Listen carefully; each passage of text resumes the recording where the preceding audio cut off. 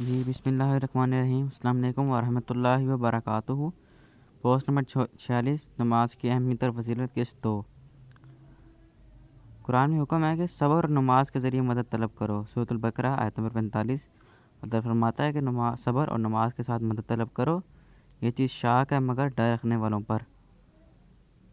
تو یعنی کہ یہ چیز مشکل ہے، آسان الفاظ میں کہہ لیں کہ یہ چیز مشکل ہے، لیکن ڈر جو خوف رکھتے ہیں، تقویٰ رکھتے ہیں، ان کے لیے مشکل نہیں ہے، وہ اس کو قائم کرتے ہیں، اس کو ادا کرتے ہیں۔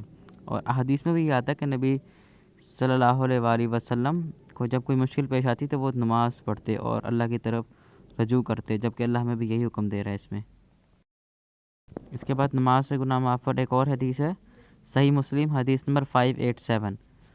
حضرت ابو ہریرہ رضی اللہ تعالیٰ عنہ سے روایت ہے کہ رسول اللہ صلی اللہ علیہ وآلہ وسلم نے فرمایا، کیا میں تمہیں ایسی چیز سے آگاہ نہ کروں جس کے ذریعے اللہ تعالیٰ گناہ مٹاتا ہے اور درجات بلند فرماتا ہے؟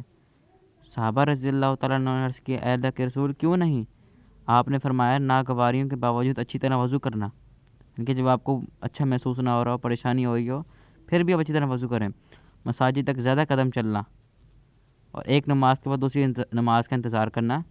سو یہی رواج شیطان کے خلاف جنگ کی چھاؤنی ہے، یعنی کہ اگر آپ کو دل نہیں بھی چاہ رہا تب بھی آپ وضو کریں، دور مساجد وہاں چل کے جائیں، اور ایک نماز پڑھ لی، دوسرے کا انتظار کر کے اب دوسری نماز میں نے پڑھنا ہے، تو یہی گناہ معاف ہونے کے ذریعہ یہ عمل۔ اللہ ہم سب کو عمل کرنے کی توفیق عطا فرمائے۔ اللہ تمام بھائیوں کو نماز کی توفیق عطا فرمائے، جو بے نمازی ہیں ان کو بھی، اور جو تھوڑی پڑھتے ہیں یا مس ہو جاتی ہیں ان کو بھی۔ السلام علیکم ورحمۃ اللہ وبرکاتہ۔